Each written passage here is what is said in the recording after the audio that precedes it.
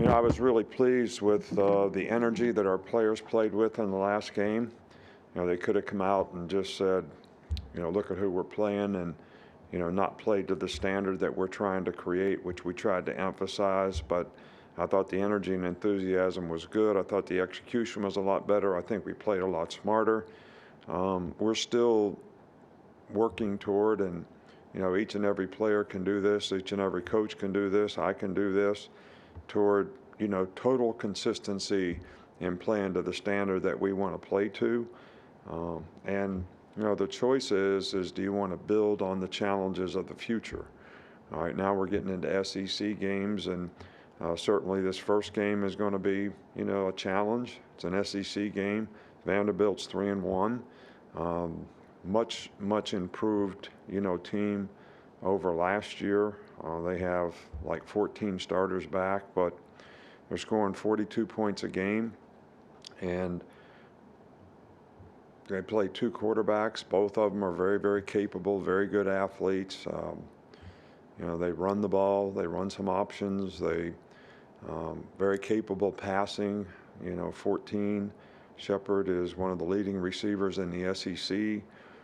Defensively, these guys they play hard. They're tough. They've given up some yards in their games, but they've played well enough to be able to be effective in winning 3 games. The kicking game is good. The punter is one of the leading punters in the country in terms of 48.9 yard average. Joseph has done a good job of kicking for him. So, this is a good all-around team and going to be a challenging game for us. Start on the right with Chase. My question's about the off-season preparation and scouting that you do for each opponent. How has the transfer portal impacted the usefulness of that body of work, if at all? Well, I think it only affects it from a personnel standpoint. It doesn't usually affect it dramatically from a schematic standpoint. Technically, what does the other team do? Their offense or defense doesn't change dramatically unless they change philosophies, change coordinators, change personnel in some way to do that. But you don't know for sure who the players are going to be, in a lot of cases, and how they're going to use those players. Go in the middle with Michael. Yep. Through three games, what positional battles remain, and what will it take to resolve them? I'm not going to speculate on players and positions, and everybody's in competition. Nobody's entitled to a position. Everybody's got to go out and compete every day and play well and do the things they need to do to play winning football. And the more guys we get to do that, the better off we're going to be. So there's no personal matchups or battles that I'm care to discuss. Charlie, on the right. When you were looking at Tyler Steen when he was in the transfer portal, what did you like about his game when he was at Vanderbilt? Well, he's a very athletic guy. He's got really good power for his size, and he's a good pass blocker. A very smart guy. Understands, how to play fundamentally, use his hands, and has, played pretty consistently for us, in the 3 games that he's played, and certainly not disappointed us in any way, shape, or form. He's got a lot of experience, which I think helps. So, we're very pleased that he's here. Go in the back with Carrie. Hey, Coach, I know the players had a lot of fun with Will Anderson, getting his pick 6, and I want to know what's been the most fun about watching him. And I know you played defense in college. What are some of the assets that you see from Will that, back in the day maybe you wish you had? Well, Will's got great passion for the game, plays with great energy and enthusiasm. You love coaching guys like that, and I think it's infectious to other players on the team as, you see the reaction, from his teammates when, he has success and, scored a touchdown. We need to do more of that, not just Will, but everybody on defense, create more turnovers, make more big plays, make explosive plays, score on defense. I mean, those are really, really fun things for any defensive player. So I know it was really fun for Will and his teammates to see him do it. Mason.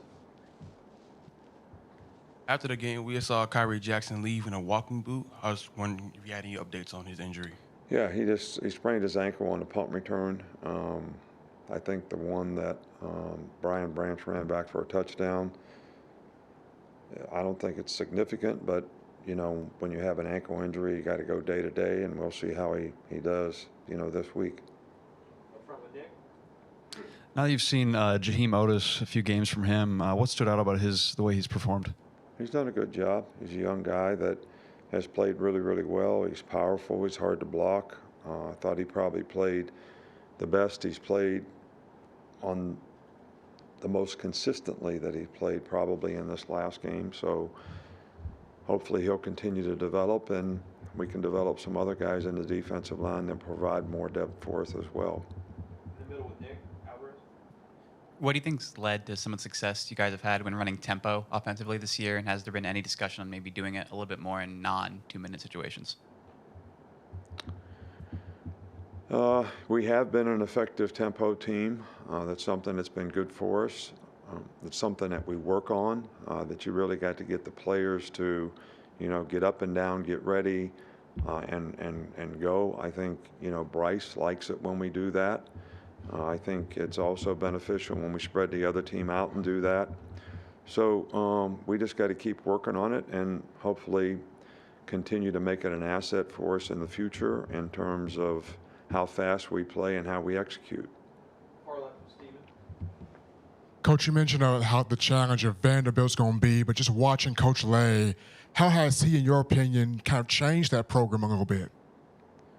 Well, I think he changed the whole culture of the program. Their players play really hard. They play with confidence. I think they believe in, what they're doing offensively, defensively, special teams, and I think culture is the biggest thing you try to establish in a program, and they've got some pretty good players. They got some experienced players that are back from a year ago. They got better skill guys than they normally have, better quarterbacks. And they're doing a really, really good job of coaching them, and they've got really challenging systems to defend against. Coach, we're going to go to Oscar. Oscar's here from Mexico City this week. Okay. Hello, Coach. Nice to meet you. Nice to meet you. Oscar Oscar. Clerica from Claro Sports in Mexico City and 17 countries in Latin America. It's a great pleasure. Could you say some words to all the fan base, Alabama fans in Mexico and Latin America? Did you know that we broadcast the games to 17 countries down south the border? What is your opinion about that? And if you could say some words to all the people in Mexico. Thank you very much. Gracias. Yeah, well, we appreciate all the fan support that we get in Mexico, and I wasn't aware of, all these places that, watch us, but I do know that we have an iconic brand that sort of spreads not only throughout the United States, but in some of the bordering countries in Europe. And I think that's a good thing for our program, and I know it's a great thing for our players, but, we appreciate the support. We love it that you love Alabama, and I'll just say roll tide to you. We got time for a couple more. We'll start with Charlie. Let me know if you guys follow up. With Deontay Lawson, we've seen him get some reps at inside linebacker. Just what kind of progress have you seen him make? Well, he's doing a good job. He's much more confident in knowing what to do and how to do it, and I think he's playing with more confidence. I think it takes players a while to develop that, systematically in terms of understanding what's required of me on this play. And a lot of guys, maybe in high school, they just ran and tackled a guy with the ball. But when you're trying to play a systematic defense where everybody has a job to do, and the way you get challenged, offensively in college football now with the kind of plays that people run, everybody's got to be really disciplined in how they read the plays and how they fit the plays. And I think when linebackers sort of get confident in that, then they start playing a lot faster. And I've seen that in, Deontay in his play. Couple there. Finish up, Nick. You mentioned JoJo was day-to-day last week. Is there any update on him and kind of what's the plan when bringing him back, either as a I don't receiver or in the recall pocket? saying that he was day-to-day. Hopefully he's going to start, doing some dry land, running and things this week. But, that's a medical decision. So when he gets back, I really don't know for sure. Can't comment on. I hope it's sometime soon, but I don't know when that might be. Last one with Michael. A year ago on punt returns, there were some blocking issues with penalties. You guys had 8 returns just on Saturday with no flags. What do you attribute that improvement in the blocking? Well, it really comes down to judgment. You know, we coached punt returns very similar this year to the way we did last year. You know, clamp the guy, stab and lag the guy, sit and fit the guy. Don't clip, don't blind side hit anybody. Pull off the clip if you have to, which means you just try to shield the guy, don't hit him in the back. We coached all those things ever since I've been here. So players make good choices and decisions because they play with discipline and they understand, you know, the consequences of making bad choices and decisions. And, you know, one of the things that we want to improve on is to be able to play penalty-free and eliminate penalties, even though we still got a few too many penalties in the last game. It was better than the game before, and hopefully we can continue to eliminate that. All right, Coach, that's all we got. All right, thank you.